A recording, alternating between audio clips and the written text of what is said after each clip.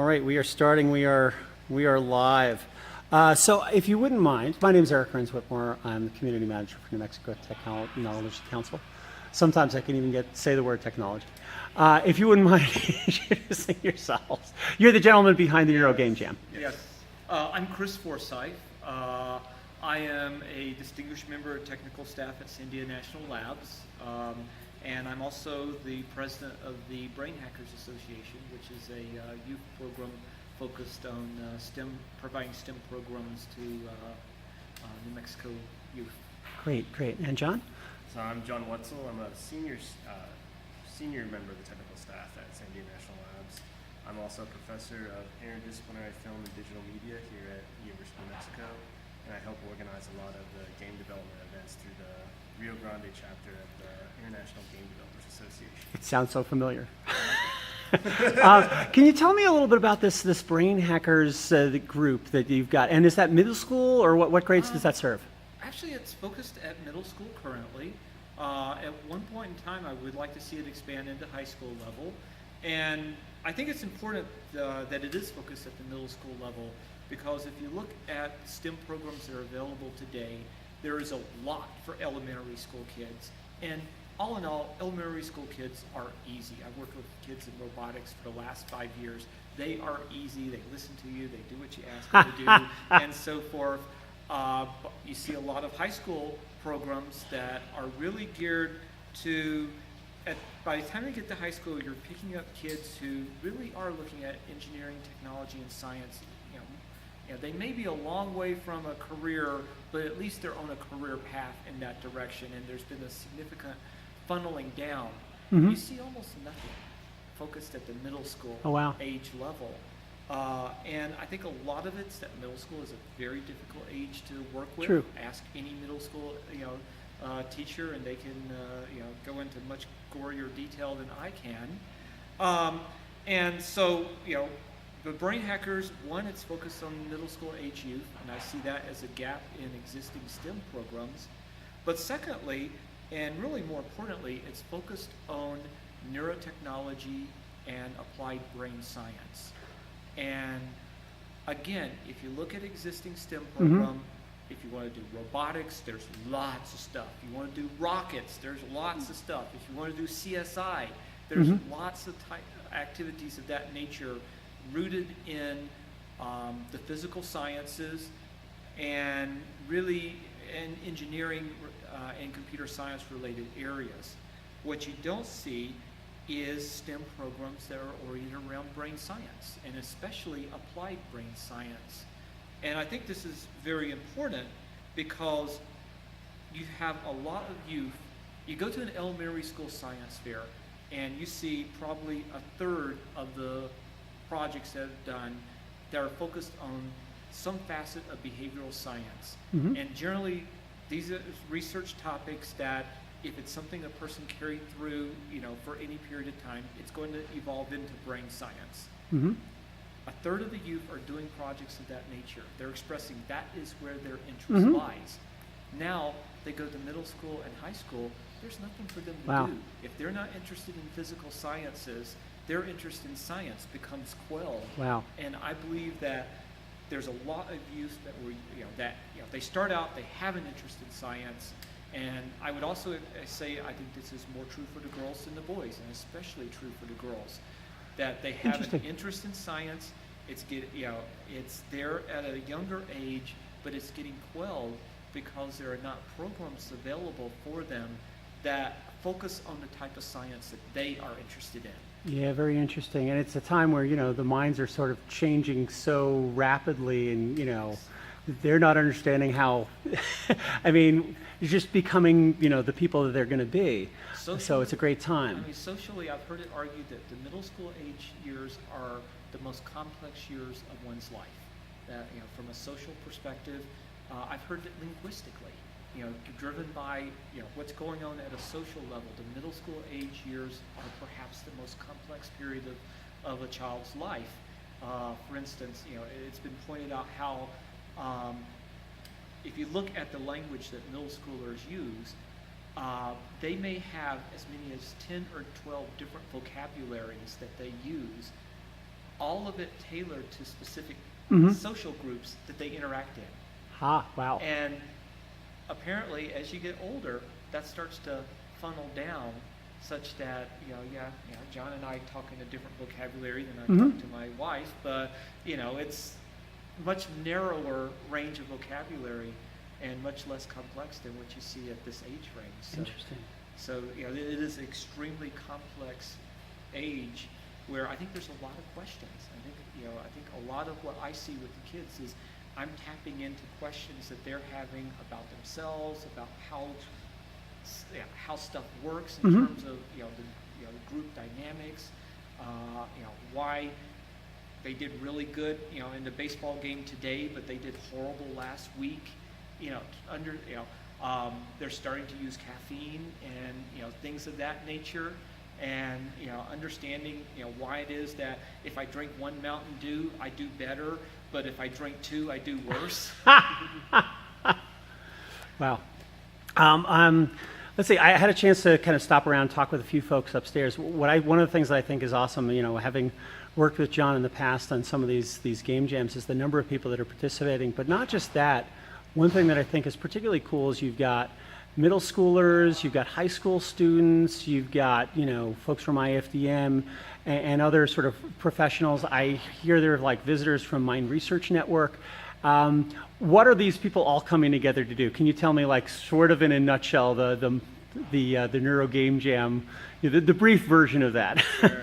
So everyone's come together to build games or applications that encompass these ideas of neuroscience. So some of the devices that we've been showing, these kind of neural headsets, that's really kind of fall along the lines of this nascent industry that's forming, this idea of neurogaming. So being able to create some type of consumer hardware that is able to scan different brain waves, and from that you're able to infer some type of mental state, and using that information you can then feed that into, say, a game or an application. So along those lines, you have this wide variety of different people who all have some involvement with it. Mhm. So you go from just understanding the theoretical aspect of what's going on in the brain in order, just as different thought processes or different mental states occur within a person.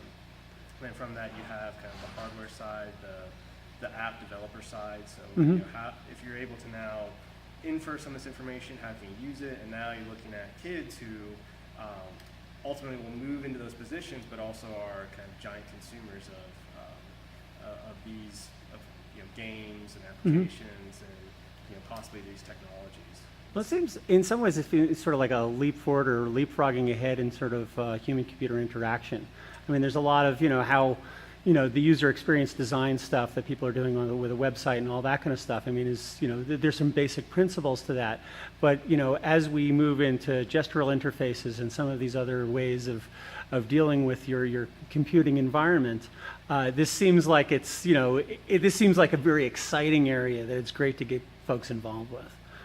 So absolutely, I think probably one of the coolest parts about this is just almost kind of the inverse with regards to what people know. So, we've done these game jams in the past where, the people who tend to do the best are the ones that are actively working in the space all the time. So, we have folks from the labs, we have people who are doing, some game or app development and, can quickly sit down and be able to churn something out in 48 hours.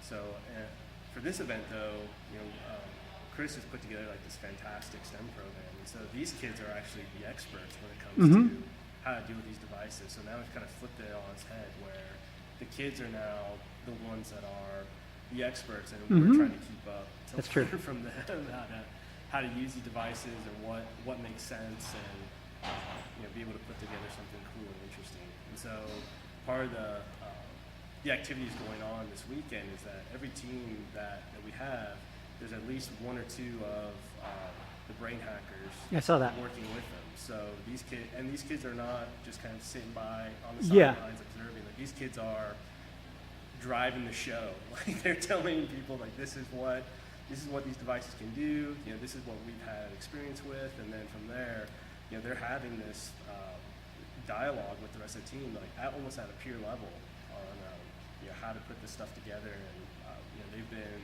an integral part of all the teams that are here this weekend. Well, one of the things I do with the sort of the startup weekend kind of things is there's this period at the very beginning where it's ideas and you kind of create a team somewhat organically, and sometimes it seems like magic. But it really is making sure that you've got participation from everyone, and the business person is learning from the programmer and they're learning from the designer or whatever.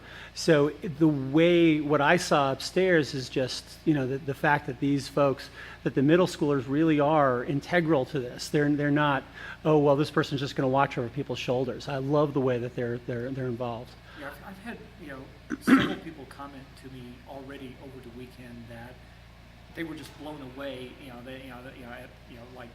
Just yesterday, one of the teams commented. Well, they had one middle schooler, and they asked, could you go rip some sounds? And he went into an app that they knew about but had never used, and started pulling up these just incredible sounds. And the guy said, it would take me all weekend to figure out how to do what he just knew how to do. Wow. That's great. Any final comments? What do you expect, or what do you hope to achieve with this? And is this part of, this is a program that's been going on. What may be some next steps? Well, let's see. So the Brain Hackers is a nascent program. We've only begun this year. We're piloting in Roosevelt Middle School in Harris, New Mexico. Right now, it looks like we're going to have programs in 5 or 6 middle schools in Albuquerque next school year, and hope to see this continue to grow. I believe, as I stated earlier, there's a STEM niche to be filled here, and we have enormous traction. I have about 50 kids that, essentially I have 1/7 of the school population that, as at some level participated in the program to some extent. So there's a lot of traction, a lot of pull from the student side, and I think that it's really important in that one of the things I've seen with these kids is working with professionals and adults, and you talk about neurotechnologies, neural interfaces to devices, and things of that nature. And one of the first things you often get is all the reasons why it won't work and what makes it difficult and the challenges. In the contrast with the kids, I say, oh, we've got this game here, and I think you guys can figure out how to maybe use key mapping or something of that nature to interface, and there's no doubt. There's no second guessing. There's no, they immediately accept the idea and, embrace it and dive headfirst in. And I think that's really important because, neurotechnology, I believe, is, we're probably within the next 5 years, I would like to think there's a lot of people doing neurotech apps. In the next 5 years, I'd like to think we're going to see the first killer app. And once we see the first neurotech Angry Birds, everybody's going to know about it. And in the next 10 years, it's going to be on everybody's Christmas list. Sweet. Well, I really want to thank you for the work that you've both done to put this together. I think it's a great program, so I'm looking forward to seeing more. Just in case, and I may cut this out later, but so if people want to come and see, is there like a final demo or something like that? When does that happen? So that's going to happen on Sunday, March 29th. Oh, great. Okay. We'll hold it back here at Mesa del Sol. Nice. And so we've been fortunate in having a number of great sponsors to provide prizes for this. So a lot of folks from the industry, such as NeuroSky, Intific, the Neurotechnology Industry Organization, all of them have provided some pretty fabulous prizes. So, Fantastic.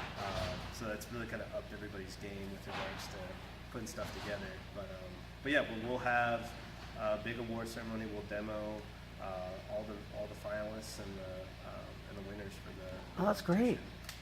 Well, thanks again. I really appreciate it. All right, thank you. Thank you.